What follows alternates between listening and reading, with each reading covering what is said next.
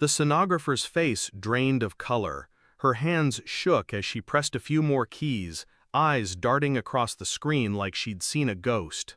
Then, without explanation, she left. Silence.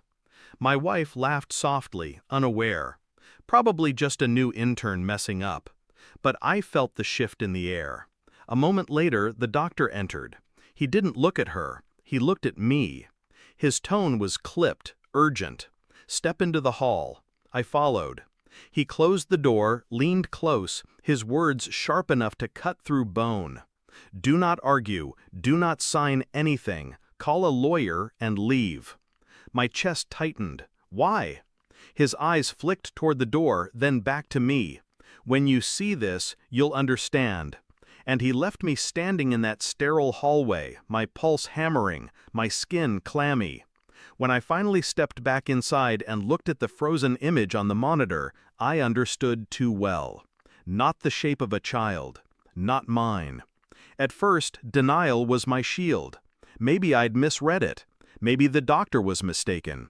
Maybe the horror in his eyes was nothing but caution, protocol. But the screen didn't lie. Neither did the whispers in my head that refused to quiet. She smiled, trying to distract me. Her hand reached for mine, fingers trembling in what looked like affection. I forced myself to hold still, skin against skin, though every instinct screamed to pull away. On the ride home, she hummed a tune, light, careless. She didn't ask why I was quiet. Perhaps she thought my silence was awe or love. But suspicion had already spread through me like poison. I replayed months in my head, the sudden late nights, the unexplained phone calls, the way she shielded her phone when messages came in, the shifts in her body language, subtle but real. I never allowed myself to see it before. Now I couldn't look away. I did not confront her. Confrontation gives the guilty time to build lies. Instead, I played the role. Husband, provider, expectant father. I touched her shoulder, kissed her cheek, listened to her plans for the nursery. And in the quiet hours, I built my own plans. A paternity test kit, ordered discreetly. Phone records obtained through quiet channels. Sleepless nights staring at her back as she breathed easily, while my own chest rose and fell like a tide I was drowning in. Each detail painted the truth more clearly. An unfamiliar number, recurring at odd hours, hotel charges buried in our bank statements, a timeline that never matched her words. The silence inside me grew heavier.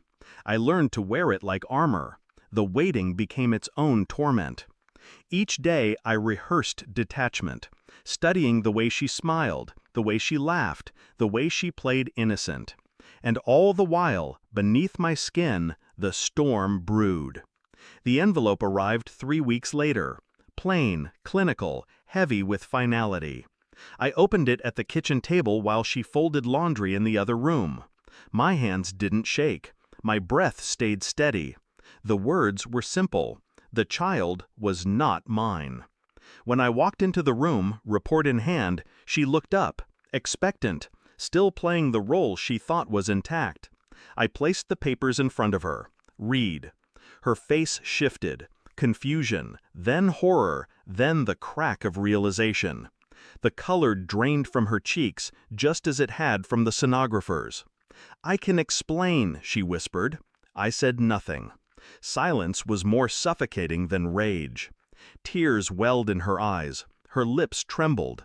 She reached for me. I stepped back. Revenge did not require shouting. It required precision. I had already contacted an attorney. Property divided. Accounts secured. Custody irrelevant. The betrayal was surgical, so my retaliation would be the same. That night, as she begged for forgiveness, I handed her a second envelope, divorce papers already prepared. Her hands shook as she opened it. You planned this?" I met her eyes, calm, unblinking. I confirmed what I already knew.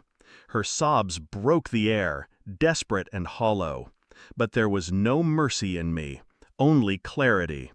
She had gambled with my life, my bloodline, my trust, and she had lost. I left before dawn. The house was quiet. Her cries still echoed faintly in the walls, but I carried no weight from them. Driving into the darkness, I felt nothing but a clean, sharp emptiness. People imagine betrayal as fire, rage, chaos, screaming. But the truth is colder. It hollows you out until only steel remains. I had no child, no wife, no illusions. What I had now was control. And for the first time in months, the silence inside me finally felt like peace. Betrayal doesn't break you. It chisels you down to the truth. And the truth is all I'll ever need.